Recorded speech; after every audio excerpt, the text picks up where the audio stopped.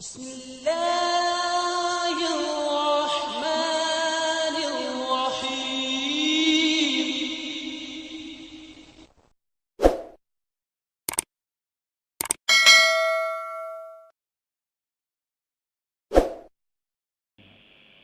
جی السلام علیکم۔ وعلیکم پرویز صاحب، ہم آپ کو سن رہے ہیں، اپنا سوال پیش کریں۔ جی میرا سوال ہے کہ قرآن پاک میں حضرت موسیٰ علیہ السلام کا ذکر آتا ہے جو پوری تفصیل سے ہے، ان کی پیدائش سے لے کے اور ہجرت تک، اور ہجرت کے بعد سے جب ان کی قوم میں جب فتح آتی ہے، فتح ہونے کے بعد بھی جب وہ قوم پھر سے ایک بچڑے کو لے کے گمراہ ہو جاتی ہے، اس کے بعد کا بھی ذکر جو ہے بڑی تفصیل سے آتا ہے جگہ جگہ پر۔ لیکن جب عیسیٰ علیہ السلام کا ہم جب ذکر دیکھتے ہیں تو ان کی پیدائش سے لے کے صلیب تک آتا ہے، اور صلیب کے بعد سے جو ہے قرآن پاک میں اتنا ڈیٹیلز میں ذکر نہیں دیتا ہے۔ اور جو ہم یہ دیکھتے ہیں کہ جو کشمیر میں عیسیٰ علیہ السلام کا جو مقبرہ ہم بیان کرتے ہیں وہ تاریخوں کی کتاب سے بیان کرتے ہیں ان کی ہجرت کا، لیکن قرآن پاک میں یہ چیز کا ذکر کیوں نہیں ہے؟ ٹھیک ہے جناب، جزاک اللہ۔ محترم مولانا محمد کریم الدین صاحب سے درخواست۔ آپ نے ادھوری بات بیان کی ہے۔ حضرت عیسیٰ علیہ السلام کی پیدائش اور ان کا صلیب کا واقعہ تو بیان ہوا، لیکن اس کے بعد کے واقعات آپ کہتے ہیں نہیں بیان ہوئے۔ ضرور بیان ہوئے ہیں۔ اللہ تعالیٰ نے فرمایا وَآوَيْنَاهُمَا إِلَىٰ رَبْوَةٍ ذَاتِ قَرَارٍ وَمَعِينٍ۔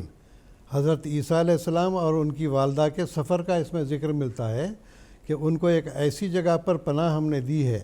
آوا کا لفظ حضرت مسیح موعود علیہ السلام نے کشتی نوح میں بھی اس کا ذکر فرمایا ہے کہ آوا کا لفظ اس وقت استعمال ہوتا ہے جب کسی بڑی مصیبت کے بعد کسی شخص کو کسی جگہ پناہ دی جائے۔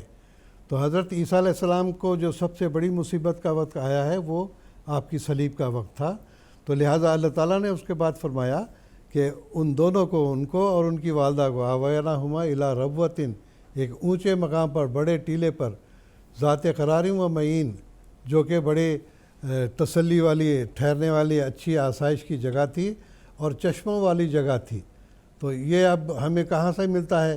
چشموں والی جگہ ہمیں سری نگر اور کشمیر کی جو جگہ ہے وہی ملتی ہے کہ اونچائی کا مقام بھی ہے اور پہاڑی مقام بھی ہے، اور اسی طرح سے وہاں کے ان کے آثار بھی ملتے ہیں کہ جن سے معلوم ہوتا ہے، مثال کے طور پر کوہ مری، یہ اصل مریم علیہ السلام کی طرف منسوب ہے کہ مریم علیہ السلام وہاں آئے ہیں۔ اور اسی طرح سے حضرت عیسیٰ علیہ السلام جو معین والی جگہ ہے، ذات قرار و معین جو فرمایا ہے، یہ چشموں والی جگہ ہے۔ تو آپ دیکھیں گے سری نگر میں بھی اور کشمیر میں کئی جگہ بہت سارے چشمے بہتے ہیں۔ تو یہ بات نہیں ہے کہ اللہ تعالیٰ نے اس کا ذکر نہ کیا ہے، نہیں کیا، یہ بھی بتا دیا کہ آخر کار ان کو ہم نے صلیبی موت کے بعد ایک اونچے ٹیلے والی جگہ پر اور رہائش کے اعتبار سے اچھی اور قرار والی جگہ اور چشموں والی جگہ پر ان کو ہم نے پناہ دی۔ تو اس سے جب تاریخ کا مطالعہ کیا، آپ حضرت مسیح موعود علیہ السلام کی کتاب مسیح ہندوستان میں ضرور مطالعہ کریں، اس سے آپ کو یہ ساری تفصیل معلوم ہو جائے گی۔ جی بالکل، جی جزاکم اللہ تعالیٰ۔